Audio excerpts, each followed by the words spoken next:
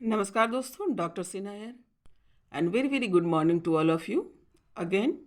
अभी मैं जिस तरीके से मैंने बात की है कि रोज़ाना एक न एक टॉपिक पर आपको कोई टास्क देना है, उस पर डिस्कशन करना है। तो आज जो टॉपिक मैं ले रही हूँ, जो यूनिवर्स दे रहे हैं मुझे, वो है पॉसिबिलिटीज़ यानी संभावनाएं। संभावनाएं क्या होती है और किस प्रकार से जो है ये हमारे लाइफ को उम्मीद की तरफ लेकर जाती है, आशावादी बनाती है। तो अभी मैं एक स्टोरी के जरिए, एक रियल स्टोरी के जरिए आपको लेकर चलती हूँ, जो आम आप लोग के जीवन में भी ये घटना अक्सर न घटित होती होगी।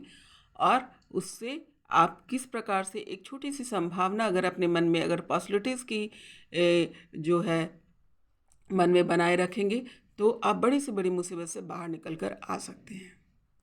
तो ये कहानी एक मारवाड़ी फैमिली की है ना। एक मारवाड़ी फैमिली के जो बहुत ही समृद्ध बिजनेसमैन थे, बहुत ही अच्छे बिजनेस उनके चल रहे थे। और उस मारवाड़ी का जो सबसे मुखिया था, उसने अपनी बेटी की शादी की। उसका बेटा किसी लड़की से प्रेम करता था जो कि एक कलाकार थी। अपने बेटे के प्रेम में उन्होंने अपनी उस लड़की से अपने बेटे की शादी कर दी। वो एक कलाकार की बच्ची थी, वो कलाकार थी, मूर्तियाँ बनाना जानती थी और पेंटिंग करना जानती थी। बहुत सारी कलाओं से वो जुड़ी हुई थी। लेकिन चूंकि ये बहुत बड़े बिजनेसमैन थे, तो उन्होंने कहा, बेटा अब तुम हमारे घर की बहू हो, अब जो है तुम्हें सिर्फ खाना है, पीना है और तुम्हें आराम से रहना है ना, रईसी की ज़िंदगी जीनी है। अब वो सब जो ज़िंदगी तुम जिया करती थी वो सब छोड़ दो।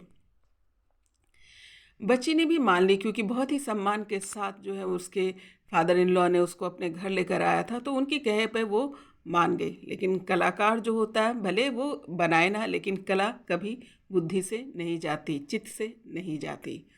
और समय बीतने लगा। कुछ समय बीतने के बाद क्या होता है, अचानक से कुछ लोग जो है ये उनके बिजनेस पर धावा बोलते हैं, है ना। यानी कहा जाए तो शनि महाराज का जो है उस पर कहर होता है। बिकॉज ऑफ कर्मा जो है वो सिचुएशन में पड़ते हैं और उनकी कंपनी जो होती है, उनका जो बिजनेस होता है, वो कानूनी कार्रवाई में चला जाता है ना। और इस वजह से क्या होता है कि उनका जो है कार्य रुक जाता है, बंद नहीं होता पर रुक जाता है कुछ समय के लिए, कि वो कंपनी नहीं चला सकते जब तक कि कोर्ट का फैसला ना आ जाए। तो वो सेठ जो था उसके तो समझ लीजिए होश ही उड़ गए और वो बुरी तरीके से परेशान, देखते ही देखते वो बड़ी परेशानी में पड़ गया, क्योंकि उसकी कंपनी बंद कर दी गई जब तक कि फैसला आने तक। इस दौरान क्या होता है कि जो वो माल इस्तेमाल किया करता था, करोड़ों की अरबों की संपत्ति, जो माल जो था वो कचड़े के समान हो गया। वो सेठ जो था डिप्रेशन में जाने लगा।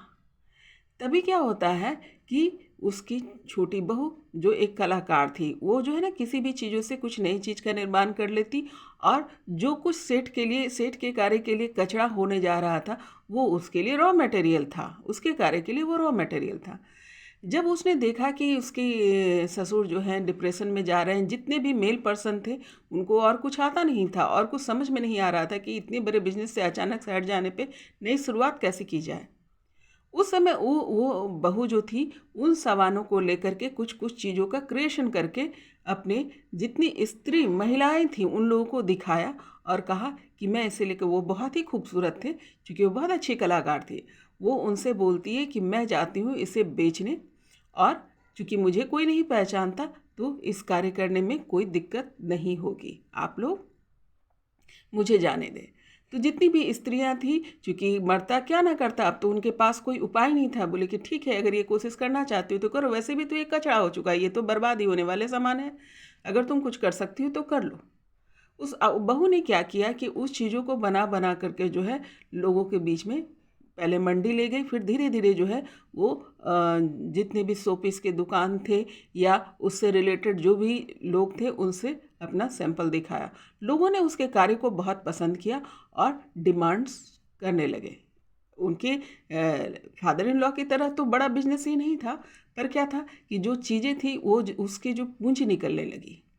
तब जब उसने वो ये कार्य करके जब घर पर लौटी और अब ये बात जब अपने ससुर और अपने पूरे घर वालों के पास रखे, तो लोगों ने उसको बहुत अप्रिसिएट किया और जो डिप्रेशन में जा रहा था ससुर, तो वो उन्होंने कहा कि इस कार्य के लिए हमें किसी बाहरी मजदूर की भी ज़रूरत नहीं, हम सब मिल कर के जो इसको बना सकते हैं, तो हमारे पास कोई खर्चा नहीं है, सिर्फ जो है हम इससे पैसा अर्न कर सकते हैं। यहाँ पे कोई खर्च नहीं है, सिर्फ हमें अपनी कला दिखानी है और दिन रात हम जो है इस पर काम करेंगे और इसको बेच डालेंगे। ससुर को भी बहुत अच्छा लगा और सभी लोग मिल करके, जितने मेल पर्सन थे खास करके, वो लोग जो है उससे कार्य को सीखे और उस शोपीस को बनाने लगे। उन्हें बहुत अच्छा लगने लगा और पैसे आने लगे और उनके जो भी सामान थे वो उससे उनकी पूंजी निकलने लगी। धीरे धीरे क्या होता है कि सारे परिवार वाले लोग जो है ये कार्य करते और उनकी बहू जो है जाकर मार्केट में इस चीज़ को बेचकर चली आती और धीरे धीरे करके उसने बहुत सारा जो है इसमें अपॉर्चुनिटी ढूंढ ली। वक्त बीतता गया, ऐसा होते होते 3-4 साल लग गए और वो 3-4 साल तक वो उनके जो माल रखे हुए थे, जो रॉ मटेरियल्स थे, उससे वो काम करती रही और धीरे धीरे उसके रॉ मटेरियल्स भी ख़त्म हो गए, मतलब बर्बाद नहीं हुए, और उस चीज़ से वो एक नया बिजनेस क्रिएट करके अपने ससुर को उन्हें दे दिया। लगभग 3.5-4 साल बीते होंगे और कोर्ट ने इनके हक में फैसला दे दिया। कोर्ट से वो केस जीत गए, अब वो दोबारा अपनी कंपनी स्टार्ट कर सकते थे। तो ये छोटी सी संभावना जो बहुत ही प्रेरित उनको उसके फादर इन लॉ को किया कि एक छोटी सी संभावना, एक उम्मीद जो थी उनको स्टैंड कर दी। अब देखिए उनको मिला क्या।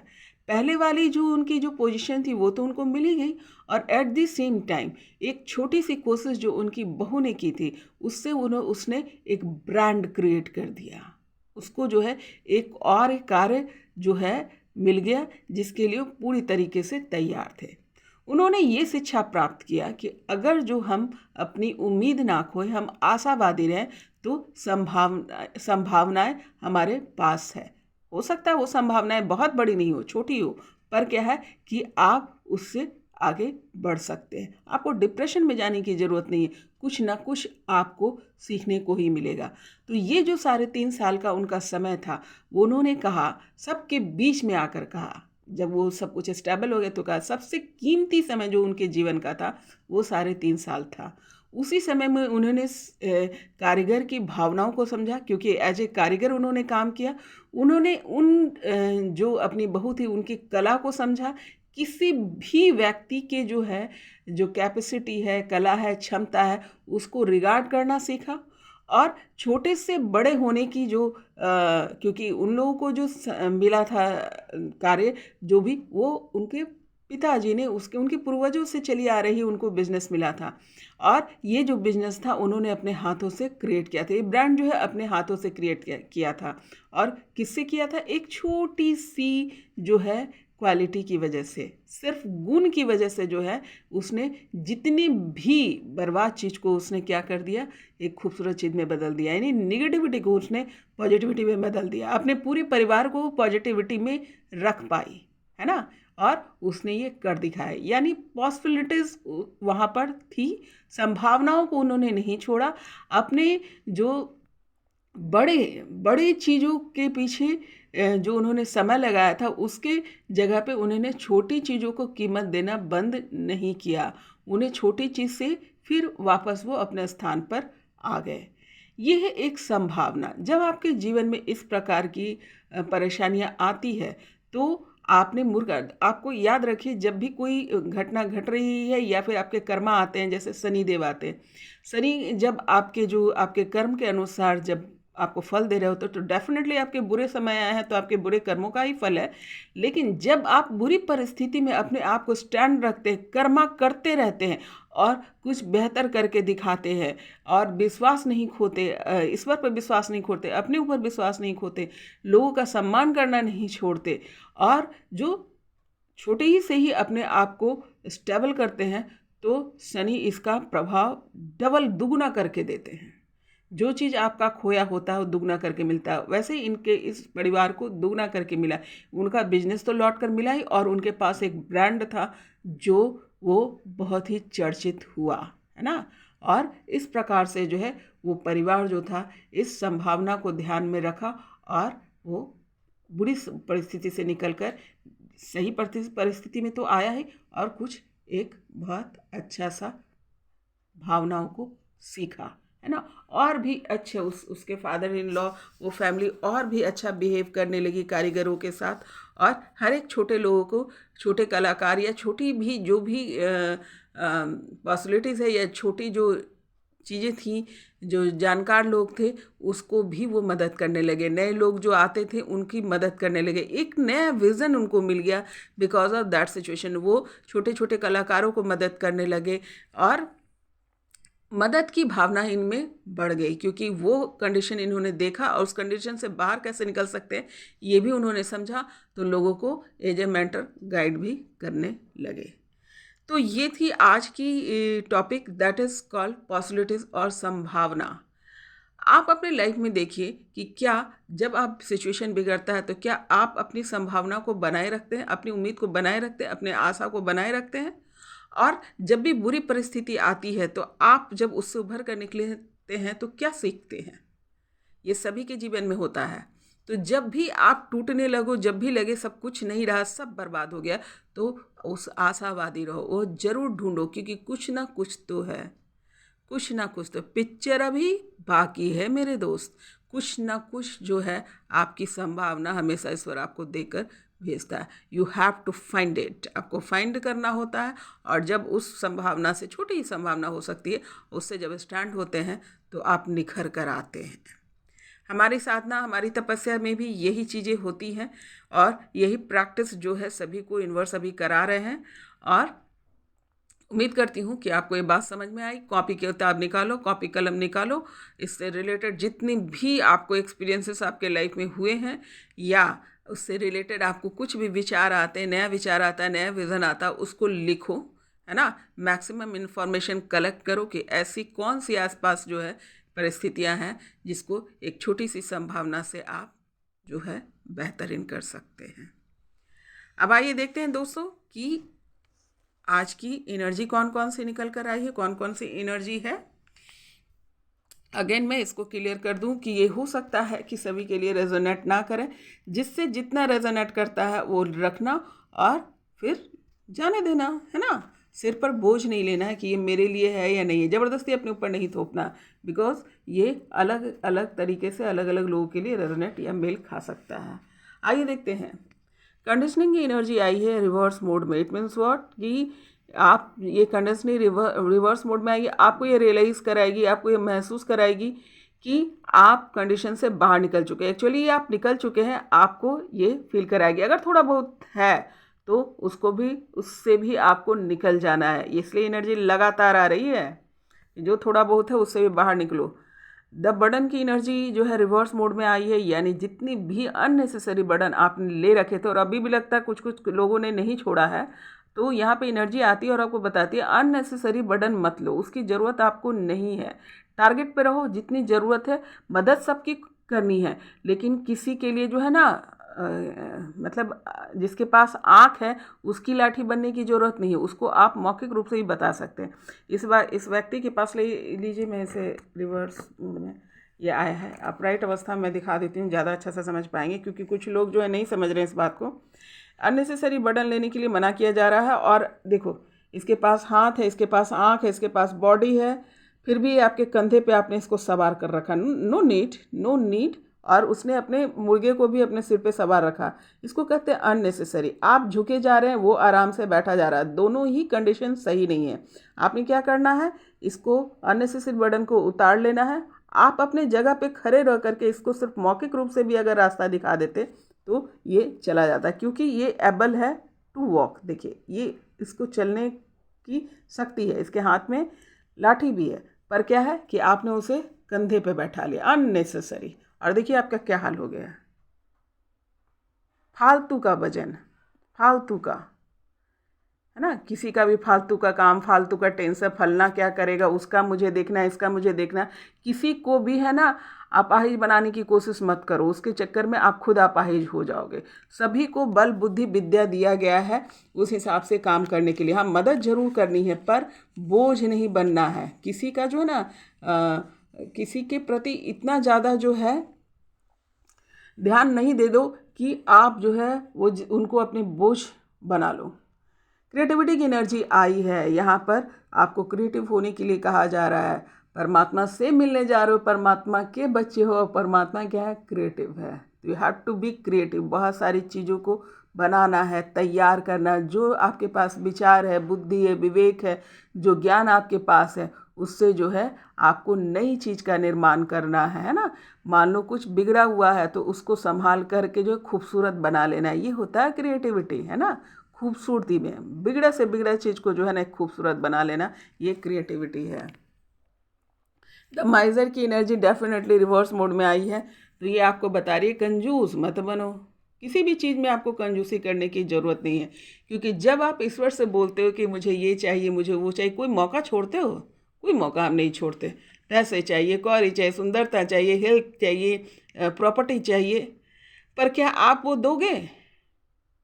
नहीं देते। तो यहाँ पर यूनिवर्स जो है ये एनर्जी भेज रहे हैं आपको कि आप कंजूस मत बनो। अगर आप चाहते हो कि ईश्वर आपको दोनों हाथ खोल कर आपको दे, तो आप भी उसी प्रकार से दो और क्या कहते हैं, गिवर बनो। यूनिवर्स कह रहे हैं गिवर बनो, चाहे वो किसी भी क्षेत्र में हो सकता है, ज्ञान के क्षेत्र में, दान के क्षेत्र में, बुद्धि के क्षेत्र में, प्यार के क्षेत्र में, सभी में गिवर बनो। डोंट बी ऑलवेज रिसीवर, है ना। हमेशा चाहिए चाहिए नहीं, बांटो भी।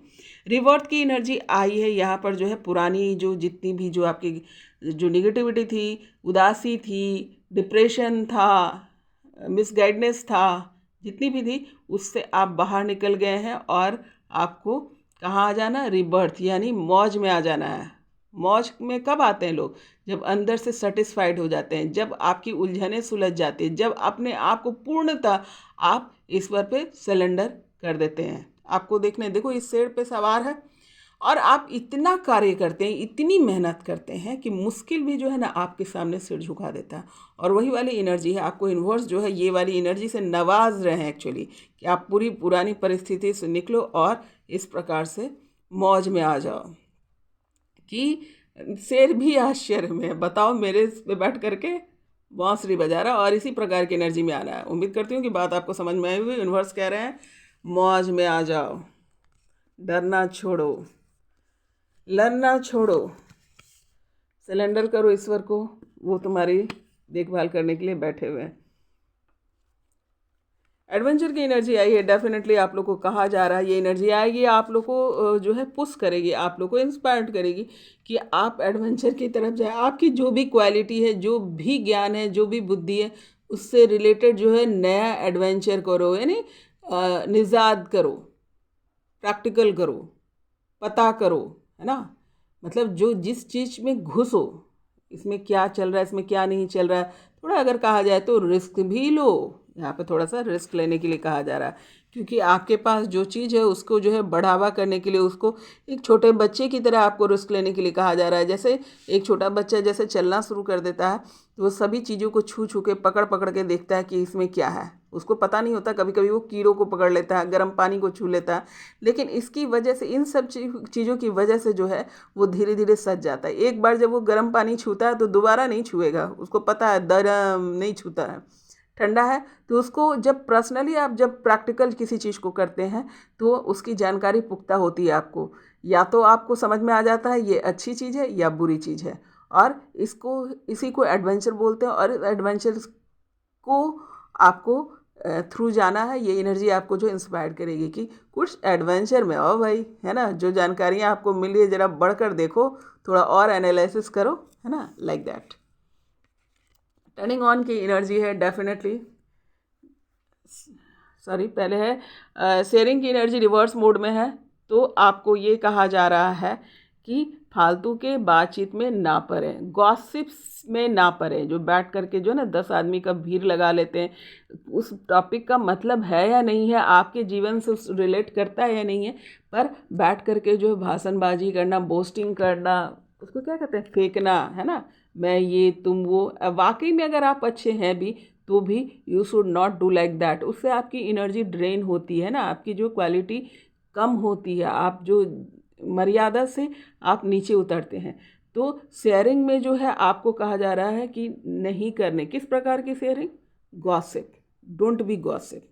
और वो तो अननेसेसरी गॉसिप तो बिल्कुल भी नहीं, जो आपके मतलब का नहीं है, क्योंकि वो आपका दिमाग भटका गया। यहाँ पे बहुत सारे लोग ऐसे ही होंगे, वो भटकने वाले वही लोग होते हैं जो अननेसेसरी जो है डिस्कशन में बैठते हैं, उसका कुछ लेना देना नहीं होता, फिर वो भटक जाते हैं, बोलते लोगों ने ये कहा इसलिए मैंने सुना। तो अरे लोगों, जब जब लोग कह रहा था तो तुम वहाँ बैठे क्यों थे? और भी चीज़ें तो बहुत सारी चीज़ें सुनने को थी, तुमने वो क्यों नहीं सुना? तो हमेशा याद रखिए कि जो भी आप डिस्कशन करते हैं उसका भी असर हमारे कॉन्शियस माइंड पे, सबकॉन्शियस माइंड पे पड़ता है। मैं तो कॉन्शियस ही बोलूँगी, कॉन्शियस माइंड पे आपके पड़ता है कि डायरेक्ट, कभी कभी तो हम डायरेक्ट तुरंत ही उसी प्रकार का बिहेवियर अपने बॉडी लैंग्वेज और अपने लाइफ में ले आते हैं। तो किसी भी बेकार चीज़ों के डिस्कशन में ना पड़े, इधर उधर की चुगलियों में ना पड़े। ये यूनिवर्स बोल रहे हैं कि इन सब चीज़ से बचो। ये जो है ना आपके ऑरा को ख़राब करता है, आपके चेतना को ख़राब करता है ना। कब आप पे की ऑरा पे अटैक कर देगा आपको पता ही नहीं चलेगा। इसलिए कहा जा रहा है कि अगर बैठ करके कुछ डिस्कशन करना तो वैसे लोग के बीच में बैठो जो आपके ऑरा को क्लीन करे, आपके ऑरा को बढ़ाने में मदद करे, एक अच्छी जानकारी दे, ना कि बैठकर गॉसिपिंग। अच्छे अच्छे संत भी अगर जो है ना बैठ जाए ना इस टाइप की गॉसिपिंग करने में, तो कुछ ना कुछ उनको अटैक हो जाता है। ये आपने देखा होगा कि बड़े बड़े गुरु जो हैं जब लोगों को शक्तिपात कर रहे होते हैं या फिर लोगों को ज्ञान दे रहे होते हैं, तो उनकी भी कुछ एनर्जियाँ उनमें आ जाती है और जो हो बीमारी के रूप में या किसी प्रकार से उनको झेलना पड़ता है। तो जब वो उतने संत ना टिक पाए, उनको भी असर हो जाता है। अगर मास में है, बहुत सारे लोग हैं, तो आप तो जा करके अपने ऑरा को ख़राब करने के लिए बैठ ही रहे हैं। ये बहुत स्ट्रिक्टली आ रहा है कि डोंट बी, क्योंकि लगातार ये एनर्जी आ रही है, डेफिनेटली कोई ना कोई ऐसा कर रहा है, तो डोंट डू लाइक दैट। पहले तो आप लोग गॉसिपिंग से बाहर निकलिए, फालतू की बकवासें। और बहुत मज़ा आता है ना जिस चीज़ में एफर्ट नहीं लगता है, मेहनत नहीं लगती, सिर्फ बोलना है और चले आना है, तो आपको ये स्ट्रिक्टली मना किया जा रहा है। इसके वजह से आप लोगों ने, बहुत लोगों ने अपने अपने ऑरा बिगाड़े हैं, अपने कैरेक्टर बिगाड़ लिए हैं, अपने जो है ना सोच समझ सब बिगाड़ लिया है। टर्निंग इन की एनर्जी है कि ये गॉसिप से बाहर निकलो। ये गॉसिप में जो बैठने से बेटर है कि खुद के साथ जुड़ो।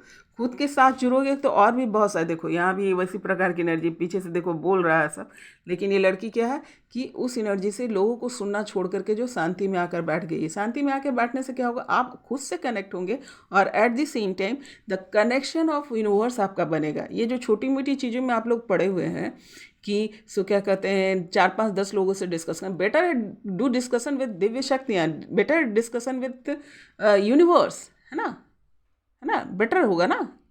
वहाँ पर जानकारी आपको अच्छी होगी, आप जो आध्यात्मिक होंगे, आप जो है कनेक्टेड होंगे यूनिवर्स से, ईश्वर से कनेक्टेड होंगे।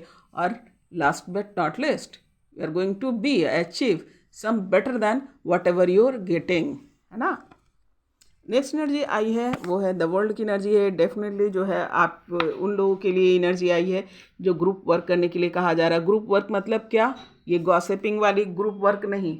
ग्रुप वर्क कहाँ करते हैं हम, जो उसी मिजाज के, आप जो भी कार्य कर रहे हैं उसी से रिलेटेड, ये खासकर स्पिरिचुअल लोग के लिए स्पेशली है कि उसी प्रकार के लोगों से, उसी विचार के लोगों से, उसी प्रकार के माहौल में बैठें, तब आप स्टैंड रह पाएंगे।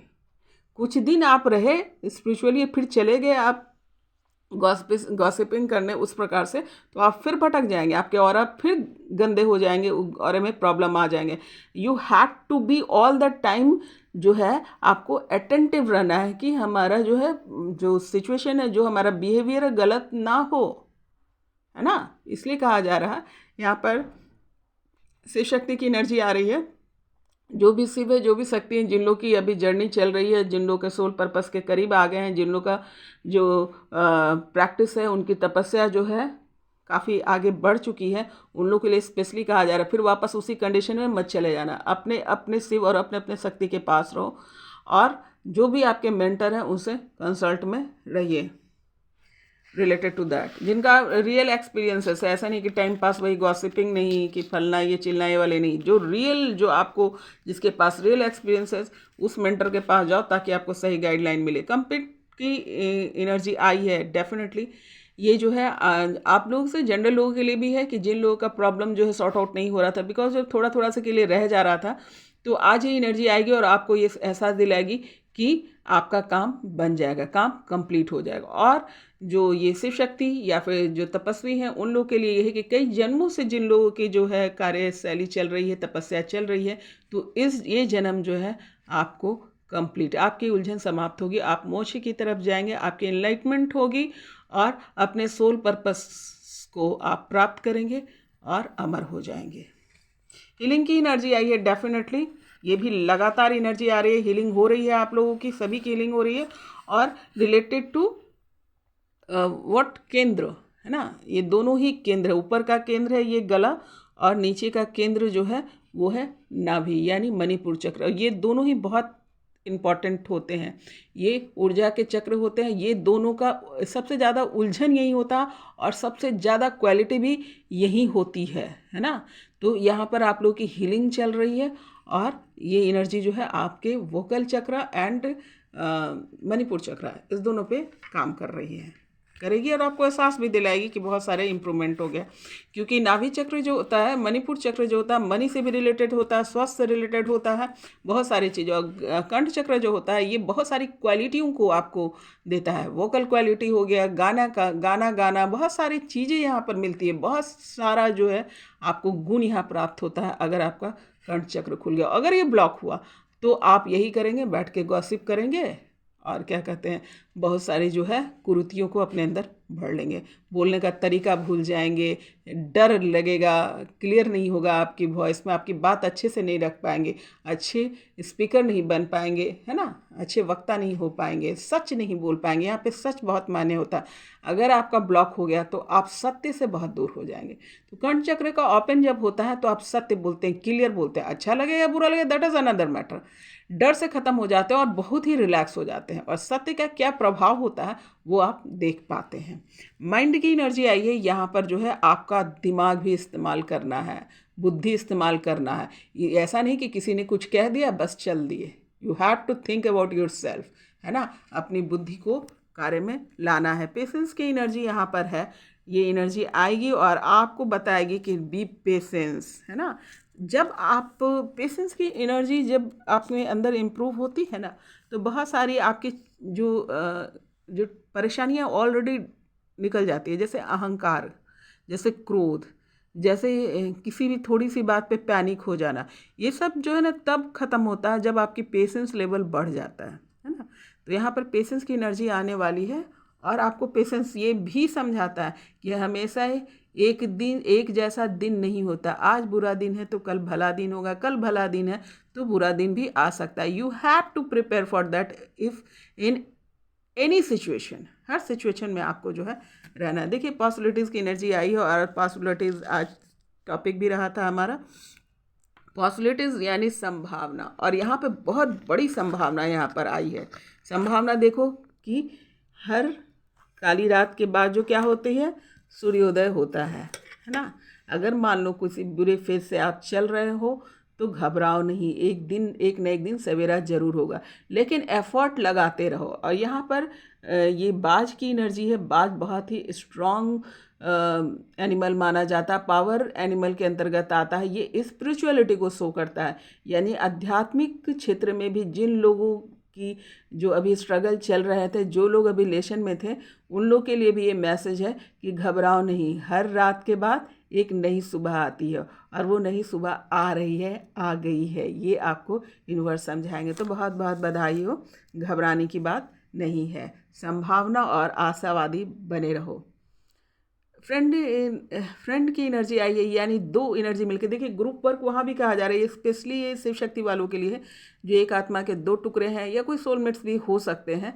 तो वो लोग हैं जो अलग अलग जो है गुण दोनों के पास है, मिल करके जो है एक नया चीज़ क्रिएट कर देते हैं। अलग अलग गुण तो ज़रूर है, लेकिन जो नया क्रिएशन हो रहा है वो भी पॉजिटिव है। जैसे देख लो, येलो और लाल मिलकर क्या बनता है, ऑरेंज, यानी सन्यासी रंग। और सन्यासी रंग का अर्थ क्या होता है, सन्यासी कौन होते हैं, जो सोसाइटी को सर्व करने आते हैं, अनकंडीशनल सर्व करते हैं, उनको अपनी चाहत कुछ नहीं होती है, सिर्फ सर्व करने के लिए वो आते हैं। तो वो एनर्जी यहाँ पर है। तो डेफिनेटली दोनों ही सात्विक होंगे, भले अलग अलग गुण को बिलोंग करते हैं, और एक तीसरा सात्विक रंग क्रिएट कर रहे हैं। करेज की एनर्जी है, डेफिनेटली आप वो सोल हैं जो विपरीत परिस्थिति में जो है फूल उगा सकते हैं।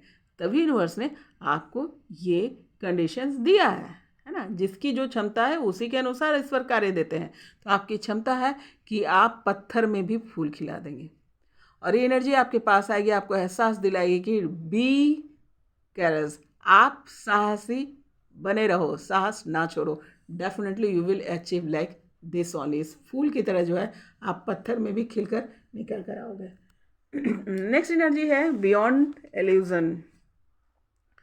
अपनी सोच से भी पड़े, जो लोग कुछ सोच भी नहीं सकता उससे भी पड़े जो है आपकी जो है सोच, मतलब पहुँच है ना, कल्पना है, और इसको जो है आप मैनिफेस्ट भी करते हैं, और इस प्रकार से आप ट्रांसफॉर्मेशन भी आपकी हो रही है। यानी illusion is nothing but again it is a connection of, आप जितना इमेजिनरी होंगे उतना ही आप कनेक्ट होंगे यूनिवर्स से, क्योंकि आपका इमेजिनरी होना जो है आपको क्वेश्चनिंग में डालता है, और क्वेश्चनिंग का जब तक आपके अंदर नहीं आएगा आंसर नहीं मिलेगा।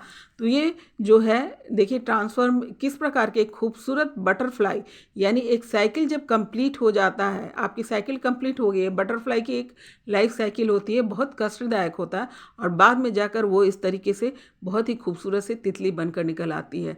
तो उसी प्रकार से यहाँ पर एनर्जी है कि बहुत कष्ट आपने झेला, बहुत सारे प्रोसेसिंग आपके साथ हुए, आप मैनिफेस्ट कर रहे हैं, और आपने ये बटरफ्लाई के रूप को प्राप्त कर लिया है। ये आपको एनर्जी आके बताएगी। आपको यहाँ पर जो है, जो इमोशन से रिलेटेड जो आपकी एनर्जियाँ जो थी, जो दबी पड़ी हुई थी और सप्रेस्ड अवस्था में थी, उसको दबा कर बाकी आप सारे काम कर रहे थे। जैसे एग्जांपल दे देती हूँ, जैसे कि मुझे नौकरी चाहिए, मुझे नाम चाहिए, मुझे फेम चाहिए, लोग के बीच में असर हो, परिवार में मेरा असर हो, समाज में मेरा असर हो, पर इमोशन पे ध्यान नहीं दे रहे थे। प्यार क्या चीज़ है उस पर ध्यान नहीं देते। इमोशन किसको बोलते हैं? अगर मान लो कि किसी से आप प्यार करते हैं, या किसी से प्यार चाहते हैं, या मान लो किसी बात पे आपको रोना आ रहा है, या आप एक्सप्रेस करना चाहते हैं, अपने माता पिता को ही बोलना चाहते हैं कि हाँ मैं आपसे प्यार करता हूँ, तो ये एक्सप्रेशन आपने दबा रखी है किस पर्सनालिटी के पीछे? जो है आपके मैस्कुलिन पर्सनालिटी के पीछे। और ये इमोशन जो आपका इम्प्रूव हो रहा है, और अब जो है आप एक्सप्रेसिव होंगे, ये यानी फेमिनाइन एनर्जी भी आपकी इम्प्रूव हो रहे हैं। जहाँ पर आपको नाम, फेम, पैसा के चाहिए, उस प्रकार से आप इमोशनली भी बिल्डअप हो रहे हैं, किसी के इमोशन को समझ पाएंगे और अपने इमोशन भी रख पाएंगे। ये भी बैलेंसिंग का सिंबॉलिक है, और ये आकर आपको बताएगा कि बी बैलेंस है ना, दोनों चीज़ है, इमोशन भी ज़रूरी है और आपका प्रोटेक्शन भी ज़रूरी है। क्रिएशन और क्रिएटिविटी दोनों को मैं एक ही साथ कर देती हूँ। Creation and creativity both energy are hair,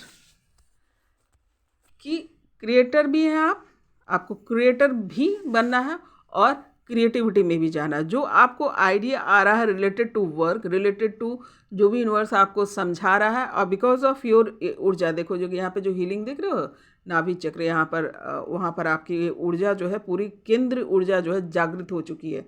यानी यहाँ पर आपको बहुत अच्छे आइडिया आएंगे। यहाँ पे वर्क का, एक्चुअली वर्क से रिलेटेड ये शक्ति है। आपके जो कार्य दिए जा रहे हैं उसको, आपके उस आइडिया को आपको प्राप्त होगा, और at the same time you have to execute also, उसको जो है आपको बढ़ाना भी है। एक आइडिया को जो मिलेगा आपको, उसको किस प्रकार से जो है रखना है, बढ़ाना है, उसी को क्रिएटिविटी बोलते हैं। क्रिएटर को क्रिएटिविटी चाहिए ही होगी, है ना। क्रिएट किया, अब उसको क्रिएटिविटी के साथ जाना। ये ना प्रकृति जो है कितनी सुंदर सुंदर, देखा आपने पूरा प्रकृति में एक एक चीज़ को गौर से देखोगे तो लगेगा अरे क्या बात है। एक छोटे से फूल उठाकर देख लो, यहीं पे देखो ना, यहाँ पे फूल है, गौर से देखो तो लगेगा कि क्या, किस प्रकार से इसको क्रिएट किया गया है, समझ ना आता है। और हर एक फूल कोई एक दूसरे से मैच नहीं करता, हर एक फूल में जो है अलग अलग प्रकार की जो है क्वालिटियाँ और सुंदरता है। उसी प्रकार से आपके अपने काम को भी उसी प्रकार से क्रिएटिव तरीके से करना है।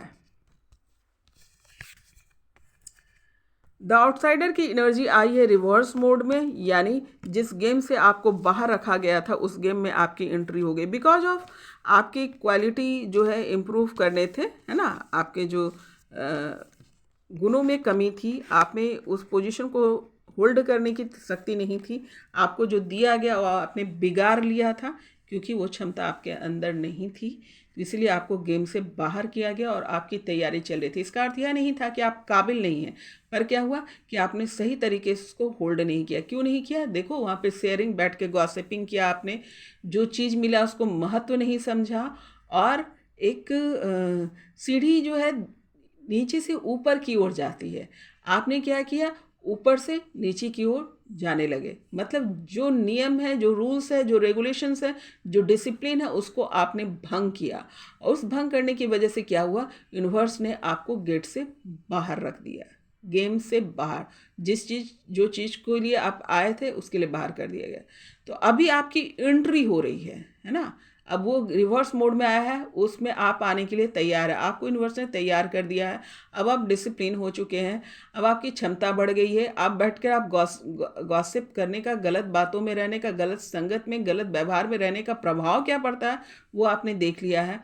डिवाइन क्या होते हैं, सिचुएशन क्या होता है, और आपके जो एक्सपीरियंसेस इतने हो गए हैं कि अब आप गलतियां नहीं करेंगे, है ना। आपको इतना तैयार कर दिया गया, आपको ये समझ में आ गया है कि जो प्लेस, ये जो जगह, जो कार्य आपको मिला गया था, या जो सम्मान, या जो रुतबा, जो प्यार आपको मिला था, वो कितना इम्पोर्टेंट था, है ना, कितना कीमती था, कितना प्रेशियस था, और वो आपने खो दिया था। तो अभी आप तैयार हैं, इसलिए यूनिवर्स जो है आपको एंट्री दे रहे हैं। तो बधाई हो, आप पर काम करवाया गया और आप उस लायक हो चुके हैं कि अब आप फिर से एंट्री ले सके।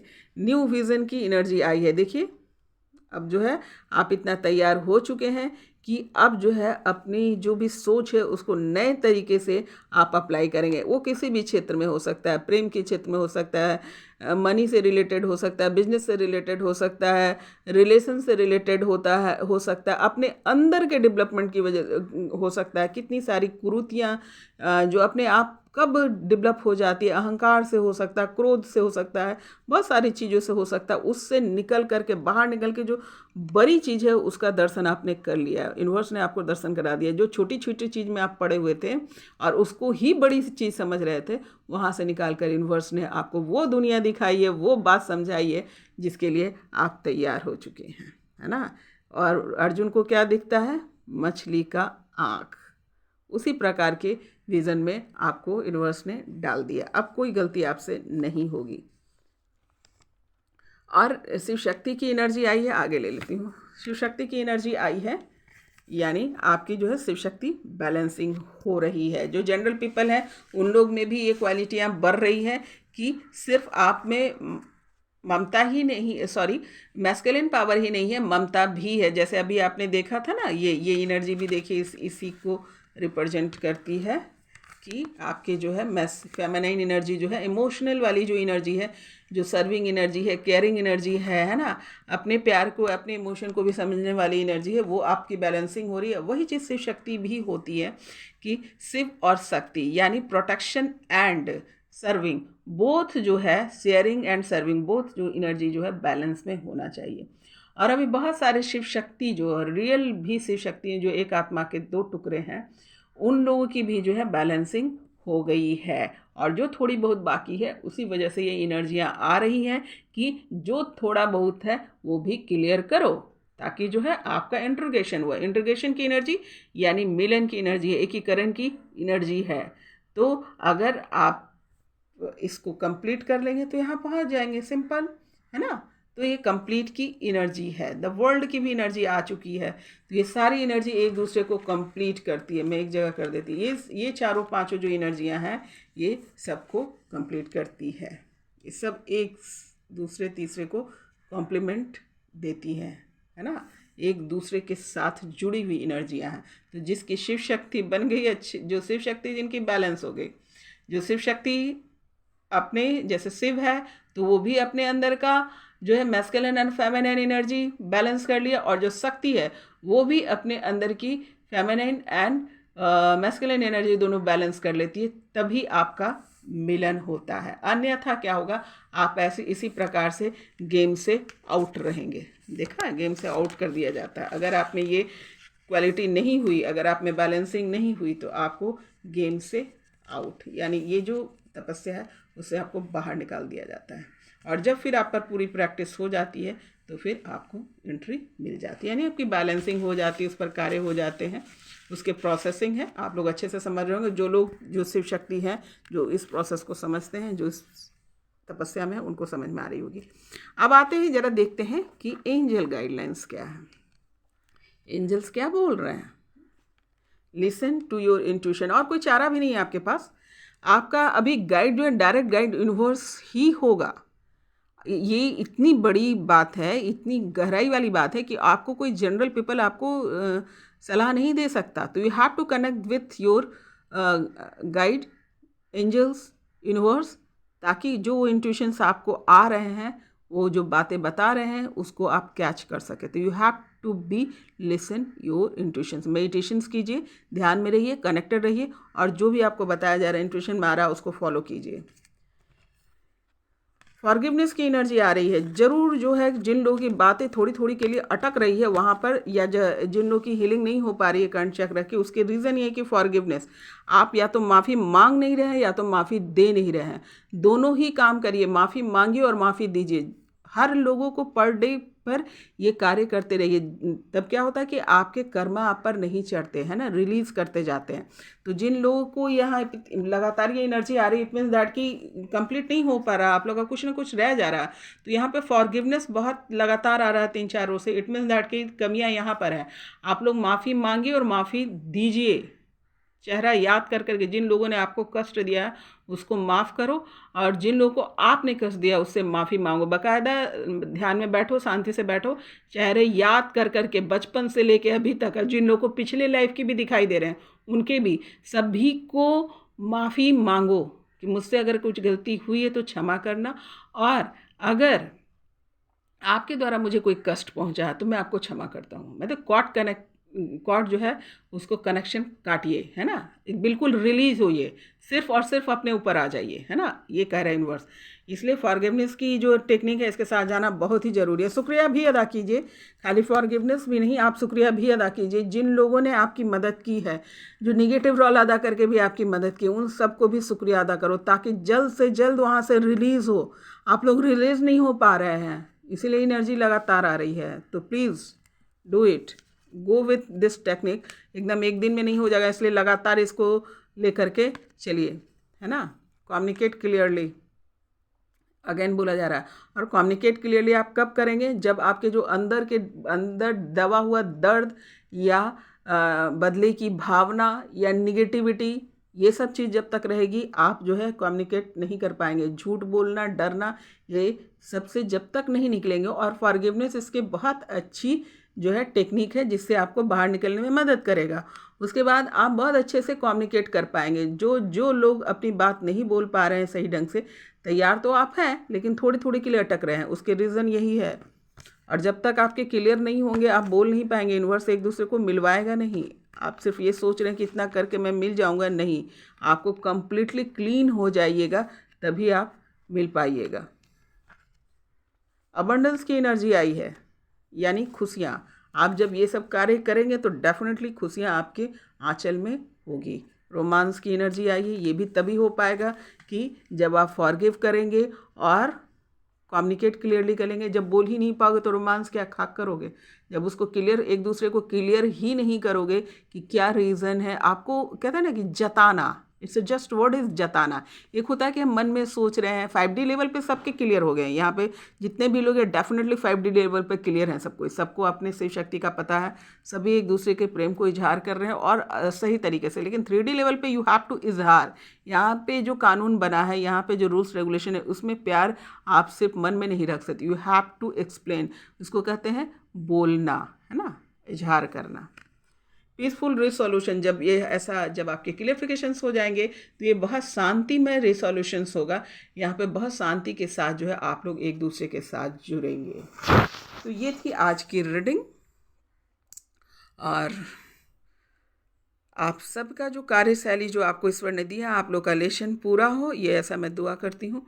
और फिर मिलती हूँ